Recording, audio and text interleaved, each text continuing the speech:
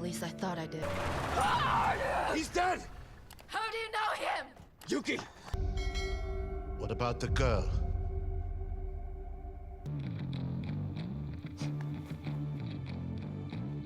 The movie kicks off on Malta, an island where a significant group, followed by many locals, is led by an elderly figure named Bubalo, who's considered godlike. Following an attempt on Bubalo's life, he takes drastic action against a helper who failed to catch the intruder. Bubalo's sister, Anna, arrives with intel on a Japanese woman named Yuki, also known as Lady Death, claiming she's the culprit working for America. Bubalo instructs everyone to find Yuki. The narrative then shifts to Los Angeles, introducing Zero and Brandon, ex-CIA operatives now tackling risky government assignments. Skilled with a sniper rifle and in close combat, respectively, they receive a summons from their boss, Robert, who, despite being a CIA head, often relies on them for challenging missions. Robert assigns a new mission to Brandon and Zero, tasking them with heading to Malta to rescue Lady Death, who's in dire straits due to Bubalo pursuing her.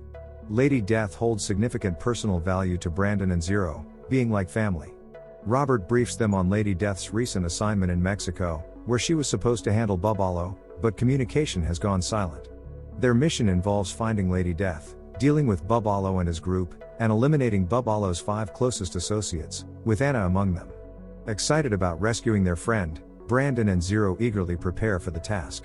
Upon arriving in Malta, they head to Bubalo's grand residence. Brandon positions himself for a sniper role, while Zero infiltrates disguised as a guard, taking advantage of a lively party Bubalo is hosting. Zero quickly identifies one of Bubalo's key figures, Fava, and informs him that Bubalo wishes to meet on the roof. While surveilling the area, Brandon identifies a target outdoors, but refrains from taking the shot due to someone watching over her. Meanwhile, Zero heads to meet Katrina, another close associate of Bubalo's, informing her of Bubalo's desire to meet on the roof. Following suit, Katrina heads upstairs. Simultaneously, Brandon spots Musket, another of Bubalo's allies, in the restroom and swiftly eliminates him. Brandon instructs Zero to handle the aftermath.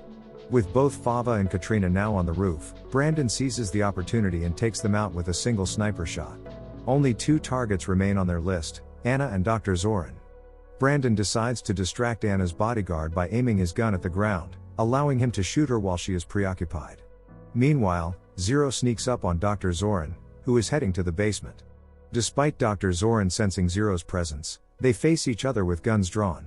In the midst of the tense confrontation, Lady Death appears, revealing that Dr. Zorin is on their side. Lady Death promised to explain everything later but urged the group to quickly leave the palace. While making their exit, a guard appeared, and Zero swiftly took him down. Meanwhile, Bubalo was about to address his followers when he was shot, removing him from the picture. With Bubalo gone, Zero, Lady Death, Dr. Zorin, and Brandon decided to take a break and headed to a beachside church to relax. In the evening, Robert contacted the group, expressing his happiness over their successful mission to rescue Lady Death and eliminate Bubalo and his followers. Robert advised them to take it easy and return to America the next day.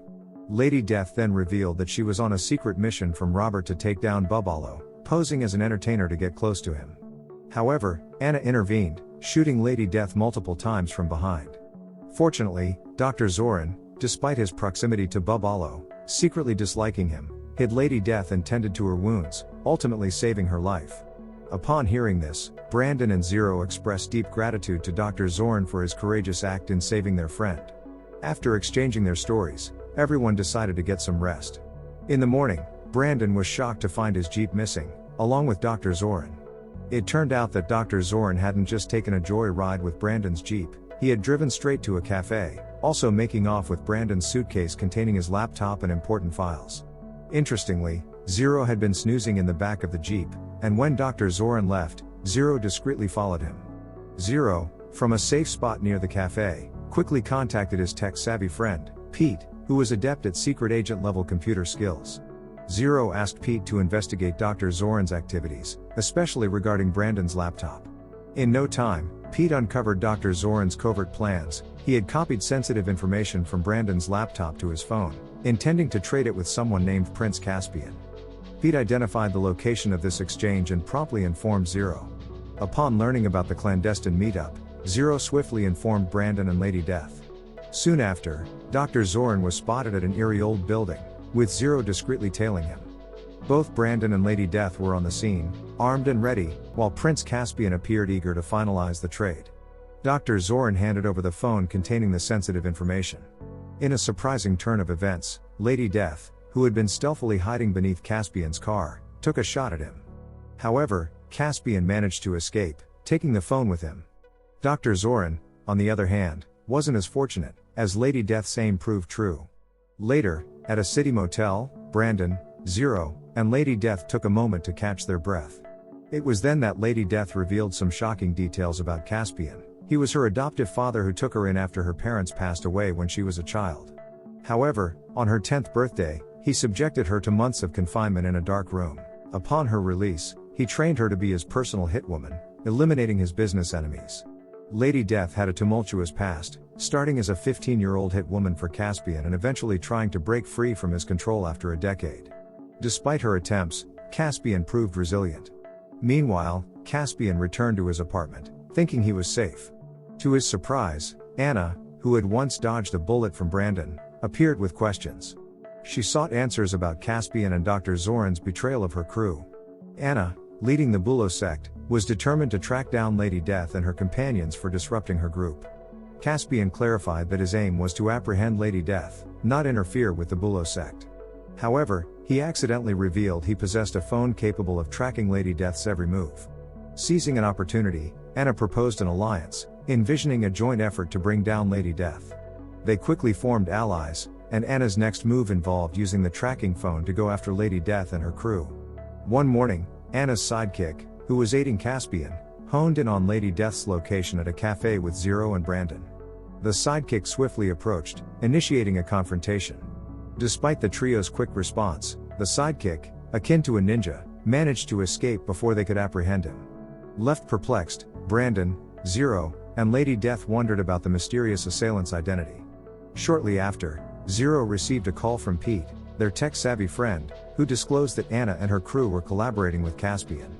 To make matters worse, Dr. Zoran had planted a tracker on Lady Death's phone, aiding Caspian and Anna in keeping tabs on their every move. Upon learning about the tracking devices, Lady Death, Brandon, and Zero promptly destroyed their phones to eliminate any risks. However, the realization struck that they hadn't informed Robert, and now they couldn't reach him, potentially posing a significant problem. The next day, over coffee, Robert expressed concern to Pete about not hearing from Brandon and the gang since the previous day. Pete then shared the details of the tracking device drama with the cell phones.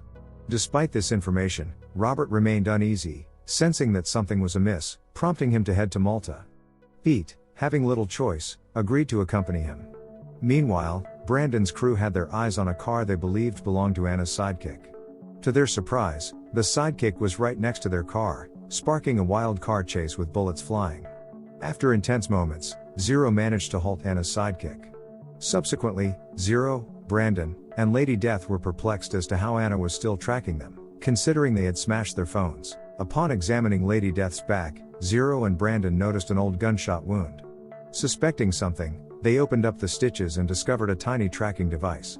It turned out that Dr. Zoran had covertly implanted it into Lady Death while treating her wound. After successfully removing the sneaky tracker, Brandon devised a plan to swiftly set up Anna's sidekick. The sidekick, following Lady Death's room via GPS, arrived at their hotel but found no one there. Instead, he encountered Brandon and the gang, who seized the opportunity. With Anna's sidekick out of the picture, Lady Death took his phone and called Caspian, proposing a direct confrontation without any sneaky tactics. Caspian agreed, and they arranged to meet at an old church by the beach the next morning. At the appointed time, Lady Death waited at the church, and a car arrived, revealing Caspian and his crew. However, things took an unexpected turn when Anna's crew surrounded the entire place. Brandon and Zero, who were discreetly observing, got caught as well. Faced with no escape, the trio had to surrender. The captors took them to a lavish palace with plans to eliminate them. Amidst the unfolding drama at the palace, Robert and Pete raced on a speedboat to the scene. Robert, sensing trouble for Brandon and the crew, aimed to hack into the palace's CCTV system to locate where the confrontation was taking place.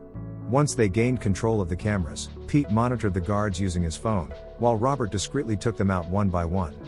Meanwhile, Lady Death found herself face to face with Caspian and Anna, while Brandon and Zero were held elsewhere, guarded by heavies.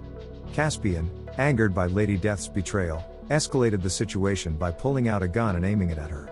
In a tense moment, Lady Death swiftly took out Anna and had Caspian at her mercy. However, guards entered, holding Brandon and Zero hostage, forcing Lady Death to release Caspian to prevent harm to her friends. Just as Caspian attempted to escape, shots rang out. It was Robert and Pete coming to the rescue. Chaos ensued, triggering a massive shootout. In the midst of the intense firefight, Pete, overwhelmed, sought refuge in the top room. Brandon and the crew pushed forward, engaging guard after guard. In an unexpected twist, Lady Death found herself cornered by a group of palace gardeners. Amidst this peculiar scenario, she had to fend them off. Upstairs, Pete encountered Caspian, discovering that Caspian's gun had run out of bullets. Seizing his opportunity, Pete shot Caspian, turning the tables in their favor. Meanwhile, after her intense battle with the palace gardeners, Lady Death found herself facing another group of guards, seemingly trapped. In a crucial moment, Zero came to her rescue, eliminating the remaining guards. With the guards cleared, the gang embarked on a search for Caspian, only to discover that Pete had already dealt with him. They opted to leave Caspian behind, considering the imminent arrival of the police. Fast forward to the next day, the gang relaxed and lay, watching the news. To their surprise, they witnessed Caspian's arrest, but suddenly, Lady Death appeared and shot him. She had stayed back to settle things with Caspian once and for all. Don't forget to subscribe and turn on the notification bell if you want to watch more videos like this. Thank you for watching and see you again soon. Take care. That's the kid's toy. Just give me the Remington here. No, you're lost. Always.